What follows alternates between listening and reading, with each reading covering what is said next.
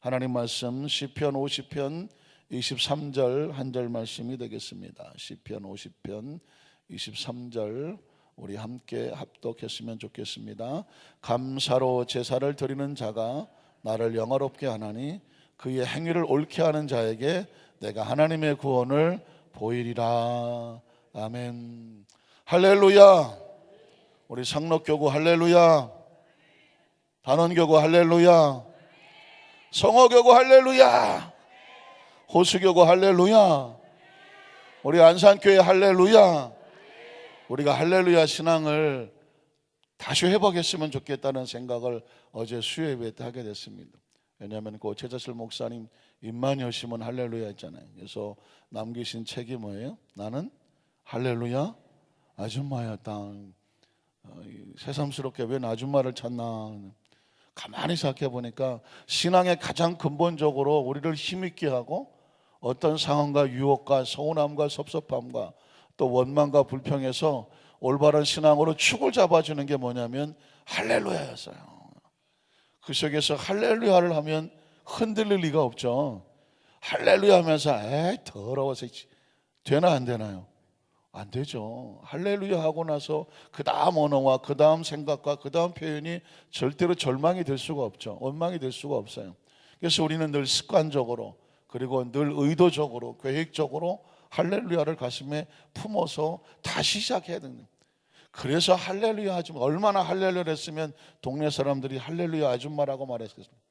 우리 모든 우리 안산교회 성도들은 그 교회 성도들은 할렐루야 성도야. 주위에서 이렇게 소문을 내주셔야 돼요. 왜냐하면 늘 할렐루야를 달고 살기 때문에. 할렐루야는 감사죠. 할렐루야는 찬양입니다. 할렐루야 자체가 예배죠.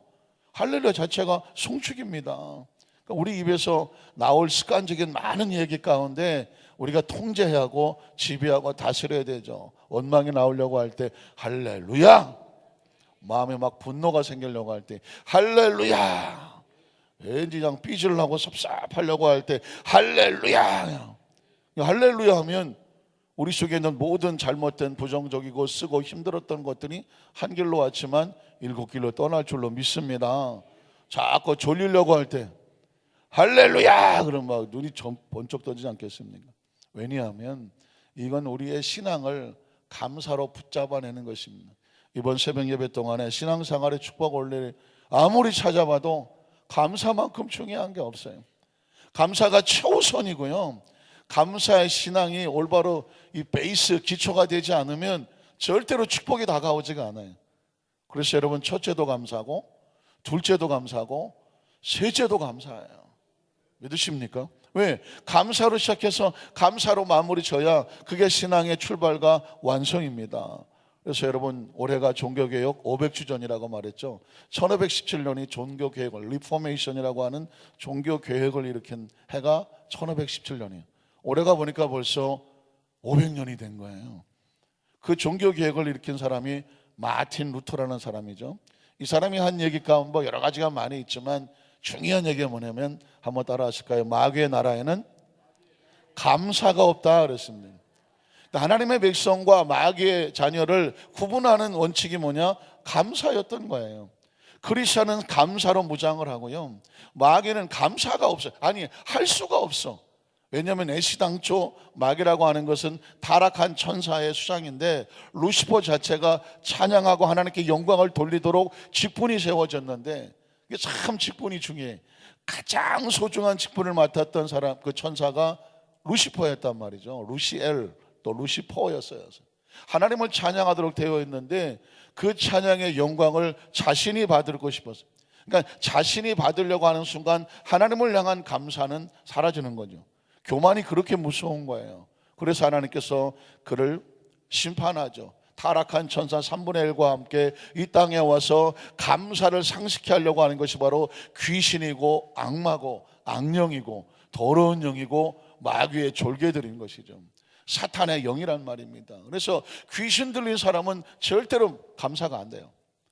귀신이 와서 서운하고 섭섭하게 한 사람은 절대로 감사가 안 돼요.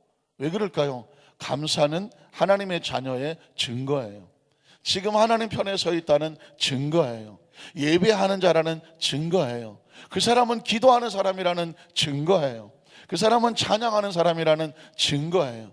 그 사람의 마음속에 천국이 있다는 증거라고요. 그 사람의 마음에 성령님이 동행하신다는 증거란 말이죠. 성령님이 동행하시는데 그 속에서 감사가 사라질 리가 있겠습니까? 입술에서 언젠가부터 감사가 사라지거든 이거 나한테 문제가 있구나 하고 하나님과의 관계를 기초부터 다시 시작을 해야 돼요. 목사님이 몰라서 그렇죠. 지금 내가 있는 처지가 감사할 처지가 아니에요. 알아요. 나는 모르지만 하나님은 아신다고요. 그럼에도 불구하고 항상 기뻐하고 쉬지 말고 기도하고 범사예요. 범사. 좋은 것은 좋아서 감사하고요, 힘들고 어려운 것은 하나님께서 나에게 추억을 만들어 주실 거예요. 나한테 그렇게 힘들고 어려운 일이 있었는데 이걸 뒤집어 주셔서 역전시켜 주셔서 나에게 간증거리를 주셔서, 그래서 할렐루야, 그게 나에게 감사거리가 되는 줄로 믿습니다. 그러니까 우리는 무엇을 하든지 먹고 마시든지 하나님의 영광을 위한 거예요. 하나님의 영광은 감사 없이는 절대로 되지 않아요. 그리고 그 생명의 면류관을 죽도록 충성하려면 뭘 붙잡아야 되겠어요? 감사를 붙잡아야 돼요. 힘들어 죽었는데, 감사가 사라졌는데 생명의 면류관이고 다 필요 없어. 감사 잃어버리면 안 돼요. 감사를 붙잡으면 생명의 면류관이 되고, 감사를 붙잡으면 하나님께 영광을 돌리는 거예요. 그래서 여러분, 아주 유명한 설교가 중에 설교라고 하는 스폴전이라고 하는 유명한 영국의 목사님이, 여러분 감사절만 되면 그냥 레파토리로 나오지 않아요. 촛불을 보고 감사하면 무엇을 주신다? 등불을 주시더라. 등불을 보고 감사하면 뭘 주신다? 전기불을 주시더라. 전기불을 보고 감사하니까 뭘 주시더라? 태양을 주시더라. 태양에 감사할 줄 아는 사람은 하나님께서 구원의 은총, 영원한 빛을 주시더라 하는 원리가 뭘까요? 지극히 작은 것 하나, 촛불 하나에 감사하는 사람이 누가 있어요? 평상시 나무짝에 쓸모없어요. 그러나 예전엔 전기가 수도 없이 나갔잖아요. 전기가 나가는 순간 제일 필요한 건 뭐예요? 촛불이에요. 전기가 나가면 필요한 거는 요즘은 핸드폰으로 막 이러고 다니지만 촛불 하나, 그게 없으면 캄캄한 거예요. 그렇게 중요한 게 촛불이에요. 캄캄해 보면 알아요. 그런데 그 작은 촛불에 감사하면 등불을 주시는 것이고, 등불에 감사하면 전기불을 주시고, 점점 커지지 않습니까? 전기불에 감사할 줄 아는 사람에게 태양을 주시는 거지, 촛불 하나에도 감사할 줄 모르는 사람에게 어느 날 태양 같은 축복이 임할 리가 없다는 것입니다. 그것에 감사할 줄 알면 이제 하늘의 축복을 맡길만 하는 거죠. 하나님은 누구한테 축복을 맡기느냐? 감사하는 사람에게 맡기는 거예요. 조그만 것도 감사할 줄 모르는 사람에게 큰 것을 맡길 리가 없죠. 달란트의 비유는 감사의 비유예요. 5달란트, 2달란트 받은 사람들이 열심히 감사했으니까 또 가서 열심히 일한 거죠. 여러분, 감사 잃어보십시오. 절대 일 안 합니다. 감사 잃어보십시오. 서운해보십시오. 삐져보십시오. 속상해보십시오. 다 내려놓아요. 아무것도 안 해요. 누가 그랬나요? 1달란트 받은 사람 그랬죠. 아니 누구는 2개 주고 누구는 5개 주고, 참 하나밖에 안 줘. 에이, 땅속에 처박아도 안 해. 나는 안 하는 거예요. 꿈쩍을 안 해요. 여러분, 힘은 어디서 나오냐면 감사에서 나오고 은혜에서 나오는 거예요. 감사하니까 여기까지 이 새벽에 달려 나오는 거고, 은혜가 있으니까 우리를 나오게 만드는 거죠. 감사 잃어보십시오. 어려움 반포너치도 없고요. 은혜 잃어보십시오. 어림도 없어요. 조금만 서운한 거 들어가면 절대 모든 기능이 정지해요. 예전에 최자실 목사님이 오르셨어요. 기도원에 이렇게 갔다가 얼굴이 뭔가가 이상하면 이 등짝부터 후려쳤다는 거 아닙니까? 등짝. 금식 3일 완전히 쳐져서 상담하려고 오면 최자실 목사님 같은 분은 전혀 상담하기 편해요. 다 들어보고 등짝만 치면 돼. 7일. 문제가 너무 심각해. 그냥 어이구 어떻게 두 손으로 등짝 빡 열을. 그러니까 예전엔 그 다음부터는 최자실 목사님 근처를 안 갔다는 거 아니에요. 그래서 죄종들은 피하고 다녔다는 것입니다. 왜냐하면 가다 걸면 무조건 등짝 맞고 금식 3일이 그게 레파토리였습니다. 그게 굉장히 무식해 보이고 그렇게 보이지만 금식하고 나면 세상에 뭐 서운하고 섭섭하고 삐지고 원망하고 불평하고 뭐 할 게 없어. 배고파 죽겠는데 뭐 동치미 국물에다가 멀건 풀죽 같은 거 하나를 먹고도 그냥 콧물을 질질 흘리면서 얼마나 남의 얘기가 아니에요. 전 진짜 여러분 다 해보시죠. 저도 마찬가지예요. 고 3일 굶었다고 그냥 금식했다고 동치미 국물에다 멀건 이건 죽도 아니라니까 풀이야 풀 써보셨잖아요. 옛날에 풀 그것도 장엄하게 그냥 역사적인 순간이에요. 한 숟갈을 떠서 내 식도에 지난 3일 동안 아무것도 안 들어갔구나. 이제 몸아 이제 살았다 그러면서 그 한 숟갈 들면서 야 눈물을 난 이 식탁에서 기도 그렇게 오래 본 적 처음이네. 한 10분을 하는 것 같아. 하나님 그동안 제가 그러다 보니까 그냥 눈만 마르는 게 아니라 막 콧물이 줄줄 내려오는데 거의 풀하고 닿잖아요. 막 그래도 그걸 잊어버리지를 않아. 사람이 뭐가 있어서 원망도 불평이 나오죠. 아무것도 없어 보세요. 그저 살려만 주십시오. 감사하거든요. 그러니까 감사가 우리의 신앙의 힘이 되고 원동력이 돼요. 여러분 뭔가가 문제가 있고 뭔가가 찝찝하고 뭔가가 자꾸 어지럽고 복잡하거든 차라리 금식을 해. 하나님 내가 하나님 관계 속에서 뭐가 어떻게 잘못됐습니까? 아니면 지금 이 상황 속에서 하나님께서 제게 주시고 싶은 메시지가 뭡니까? 하나님의 마음을 주십시오. 설교는 하나님의 마음이죠. 찬양은 하나님의 마음이고 예배는 하나님의 마음이고요. 이 자리에 왜 나와 있나요? 하나님의 마음을 주십시오. 하나님의 마음을 붙잡아야 이 광활한 사막 같은 이 세상에서 내가 붙잡고 살아갈 힘이 있습니다. 하나님의 마음이 없으면 이 세상을 못 살아가요. 그래서 여러분 매일 감사, 평생 감사, 진짜 감사, 진짜 감사가 들어오면 그 감사 후에 하나님의 복이 임하는 것입니다. 여러분 오늘은 진짜 자원하는 감사에 대해서 말씀을 나누고 싶어 하는데요. 제가 한번 말씀드렸던 기억도 있어요. 제가 미국 선교사를 할 때 어떤 성도님이 또 다른 성도님만 보면 목사님 나 저 사람 미워 죽겠다고 자꾸 투덜투덜 그래요. 왜 그러냐고 정말 진지하게 상담을 해봤어요. 그랬더니 뭐라고 말하냐면 아니 저분은 뭐 일주일 만에 만나거나 미국에서 각자 일하다가 서로 뭐 주일날 와서 악수하고 만나고 그러면 한 번도 자기 얼굴을 쳐다보고 악수한 적이 없대요. 그러니까 이렇게 악수하면서 이렇게 하는 거예요. 그러니까 이분은 반가워서 할렐루야 하고 손을 내밀었더니 예. 근데 이게 한두 번이 아니라 매번 그러니까 이분이 뭐라고 말하면 아무래도 저 사람이 나를 무시하는 것 같다. 그래서 그분을 볼 때마다 마음의 미움이 자꾸 오른다고. 그래요? 그 다음에 제가 가만히 지켜봤어요. 그랬더니 그분이 습관이에요, 습관. 그러니까 이분은 마음이 급해. 여러 사람을 동시에 악수를 해야 되니까 이 사람도 하고 저 사람도 하고 싶어갖고 여기 하면서 저기 얼굴 쳐다보고 여기 하고 저기 얼굴 쳐다보는 거예요. 무슨 다른 악의가 있어서 그런 게 아니에요. 그런데 막상 그렇게 악수를 당하는 사람은 왠지 자기를 무시하는 것 같고 이 사람이 나를 진지하게 대하는 것 같지가 않은 거예요. 그러니까 혼자 마음이 상해갖고 괜히 속이 아픈 거예요. 그래서 제가 그랬어요. 집사님, 그분은요 저하고 악수할 때도 이렇게요. 그러니까 절대로 무시하는 게 아니더라고요. 그분이 성격이 급하고 마음이 급해갖고 지금 여러 사람 막 급하게 하려고 하니까 그래서 하는 거라고 그랬더니 뭐 그래도요 이게 쉽게 풀어져요. 사실 저는 개인적으로 악수 컴플렉스가 있어요. 제가 원당에 담임 목사 할 때인데요. 성도들이 막 이 계단에서 막 2층 3층에서 내려와 아래층에서 악수할 때요. 그러니까 막 밀려 내려오잖아요. 그러니까 밑에서 악수를 다 어떻게 해. 그냥 손에 잡히는 대로 막 악수하는 거잖아요. 그런데 어느 날 교구장님이 저한테 그래요. 목사님 오늘 집사님 하나가 교회 안 나온대요. 왜 그랬더니 목사님 때문에 안 나온대요. 담임 목사 힘듭니다. 절대 여러분 나중에 자식들 담임 목사 시키지 마. 내 자식도 안 시킬 판이야. 왜냐하면 가슴이 철렁하잖아요. 목사님 때문에 안 나온다는데 왜 그러냐 했더니 목사님이 악수를 잘 못해줘서 그렇다는 거예요. 내가 어떻게 못해줬는데 했더니 딴 사람들은 꽉 잡아주고 나는 손끝만 잡아줬다고. 전 그때 충격이요. 밤새 잠 못 잤어요. 나는 하나님 이거 어떻게 해야 되냐고.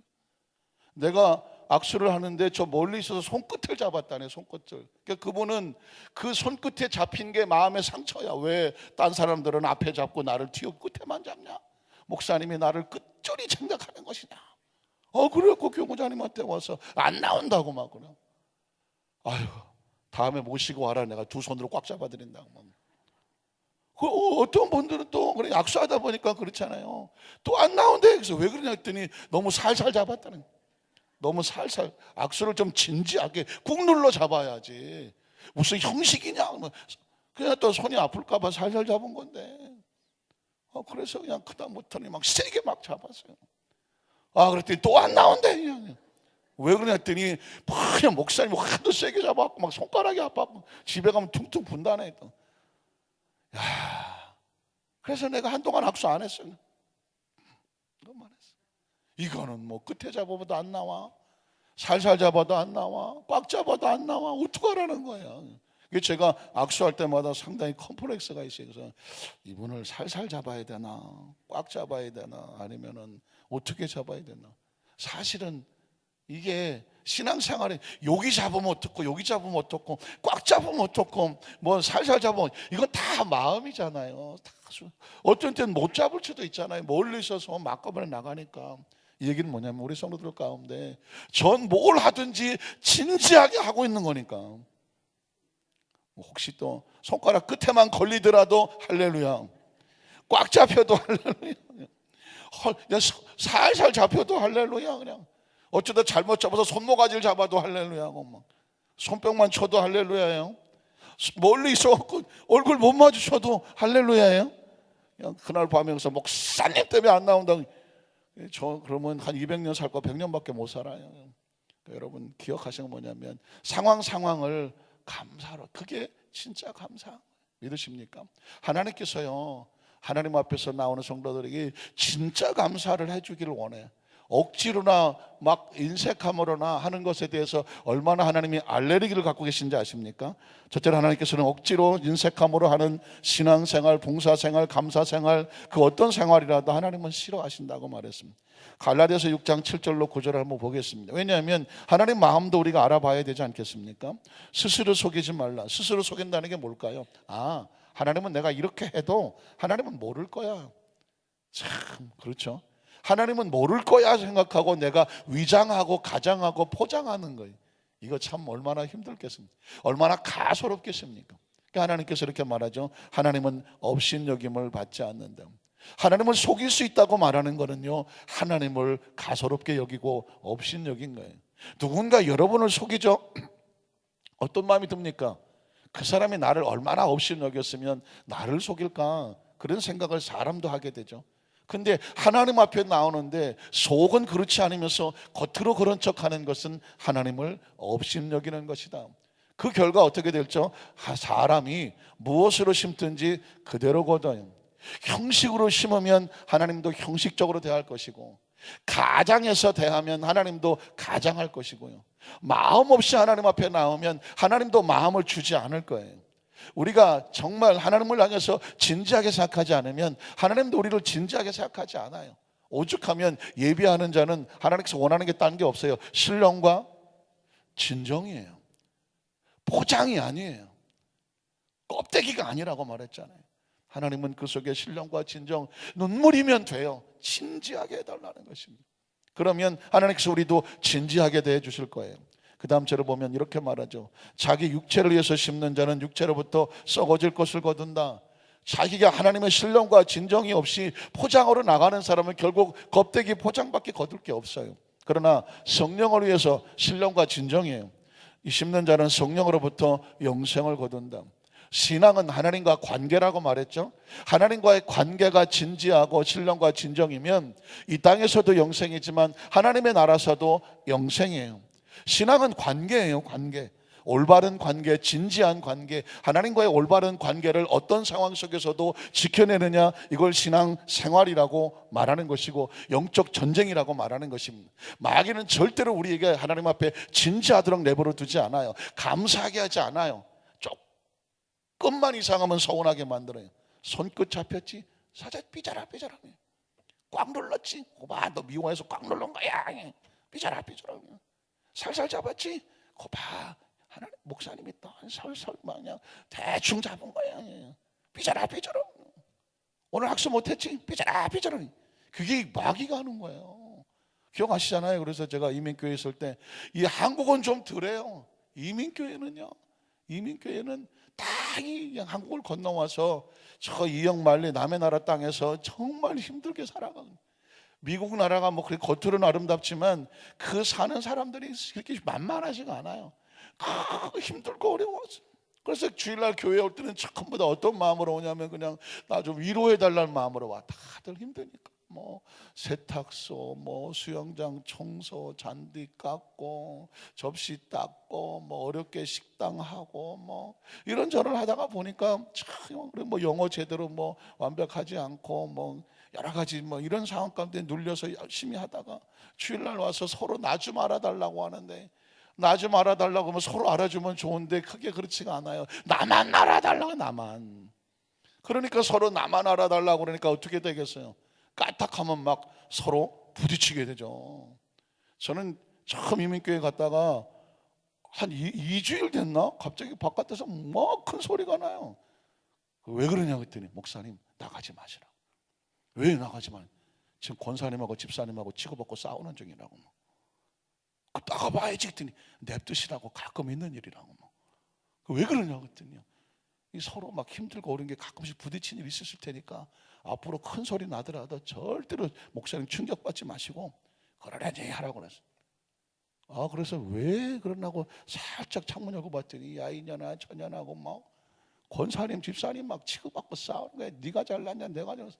야 내가 나갔다면 큰일 나겠더라고요. 가만히 주여 기도만 해. 그랬더니 한 달에 한 번쯤은 그렇게 전쟁이 나더라고요.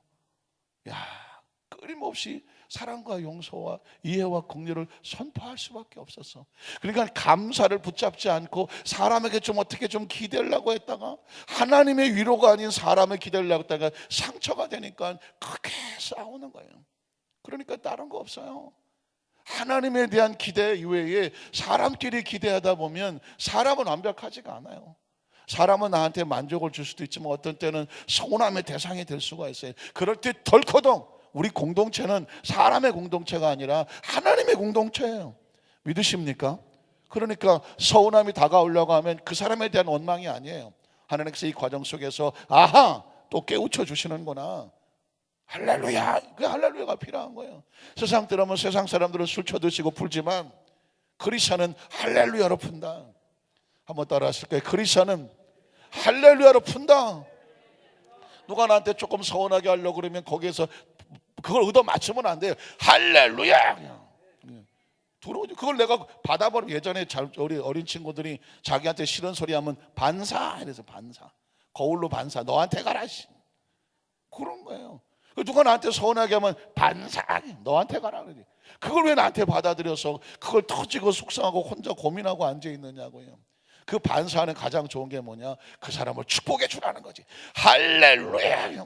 뭐 화가 나면 할렐루야. 그냥 그거를 털어버려야죠. 그걸 맞아갖고 그냥 화살처럼 맞아갖고 막 여기도 아프고 저기도 아프고 막 속상해 있으면 누가만 좋겠어요? 화살 날린 마귀만 좋은 거예요. 그래서 성경은 철저하게 우리가 매일매일 심는 것을 우리가 거둔다고 말하고 있죠. 그 다음 절 보면 뭐라고 말할까요? 우리가 선을 행하되 낙심하지 말지니 포기하지 아니하면 때가 이르매 거둔다. 선을 행한다는 게 뭐 착한 일 한다. 선을 행한다는 건 하나님 편에 선다는 거예요. 하나님 편에 선다는 것은 감사를 붙잡는다는 것입니다. 여러분 편에 선다는 게 중요해요. 그 가나안 땅을 두고 10명의 정탐꾼은 원망과 불평이었고 여호수아 갈렙은 감사와 축복을 고백했어요. 그 10명이 막 악다구니를 쓰고 300만이 통곡하는 가운데 하나님 편에 섰은 여호수아 갈렙 절대로 쉽지 않아요. 돌에 맞아 죽을 위기 가운데서도 그들은 모세와 함께 끝까지 그 편에 서줬어요. 맞아 죽어도 할 수 없는 거예요. 그러나 끝까지 그들은 하나님 편이었어요. 하나님을 기뻐하시면 그 땅을 우리에게 주신다 했습니다. 이게 쉬운 게, 감사는 낭만적이지 않아요. 감사 화롭지 않아요. 감사 아주 이렇게 로맨틱하지 않아요. 감사가 이렇게 쉽지 않아요. 감사는 목숨 걸고 하는 거예요. 감사하다 맞아 죽어도 좋아요. 왜? 감사하다 맞아 죽으면 어디 가겠어요? 천국 가는 거죠. 신앙을 지켰던 순교하던 사람들은 다 감사 붙잡았기 때문에 그 상황에서 돌에 맞아 견디는 거죠. 감사를 잃어버리고 순교할 사람이 있나요? 감사를 잃어버리고 그 헌신을 감당할 사람이 있나요? 감사가 우리를 살리는 거예요. 자, 그러면 마지막으로 두 번째는 하나님께서는 얼마나 자원한 마음을 원하실까? 저는 우리 하나님의 마음을 달라고 기도하면서 말씀을 선포합니다. 하나님께서 얼마나 우리에게 자원한 마음을 원하시는지 아십니까? 시편 51편 9절로 12절을 보면 주의 얼굴을 내 죄에서 돌이키시고 내 모든 죄악을 지워주소서. 다윗이 회개하면서 하나님 앞에 간절히 구한 거예요. 하나님이여 내 속에 정한 마음을 창조하시고 내 안에 정직한 영을 새롭게 하소서. 그리고 또 구합니다. 나를 주 앞에서 쫓아내지 마시며 주의 성령을 내게서 거두지 마소서. 주의 구원의 즐거움을 내게 회복시켜 주시고 뭘 주셔야 돼요? 자원하는 심령을 주세요. 자원하는 심령을 주사 나를 붙들어 달라고 말하고 있습니다. 우리가 스스로 감사하면서 자원하는 마음이 없으면 하나님으로부터 떨어져 나가는 것은 시간 문제예요. 역대상 29장 9절을 보면 제가 말씀만 소개할게요. 백성들은 자원하여 드렸으므로 하나님이 기뻐하고 백성이 기뻐했어요. 기억하십시오. 자원하여 드려야 하나님이 기뻐하고 그 드리는 사람도 기뻐했다고 말하죠. 역대상 29장 14절도 보면 나와 내 백성이 무엇이게 이처럼 즐거운 마음으로 드릴 힘이 있었겠습니까? 이스라엘 백성들이 지금 하나님 앞에 그 감사의 제물과 제사를 드리면서 그들은 자원하는 마음이었고 즐거운 마음으로 드렸다고 말하고 있습니다. 우리 안산교회 성도들은 하나님 앞에 무엇을 하든지 감사와 즐거운 마음으로, 그게 하나님을 기쁘게 하고요, 그 사람이 기뻐하시는 거예요.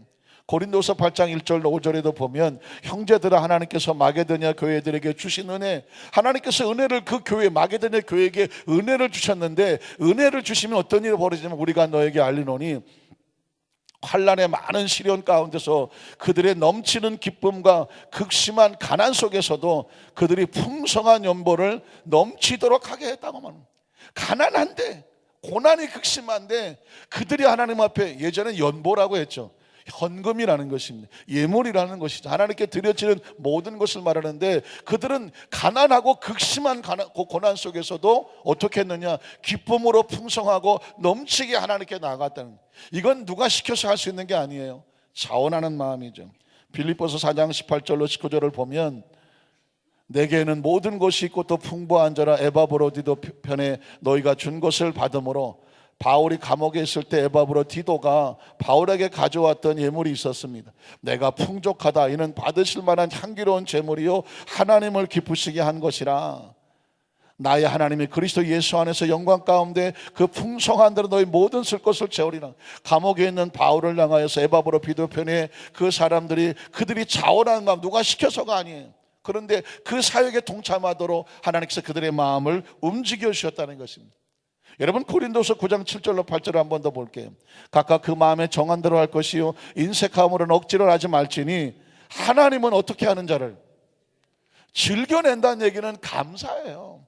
기뻐하는 것은 감사예요. 넘친다는 것은 감사예요. 그러니까 뭘 하든지 감사와 기쁨이 있어야 그것이 풍성한 은혜를 가져오게 됩니다. 자, 마지막 시편 50편 23절은 그래서 이 말씀이 나오는 거예요.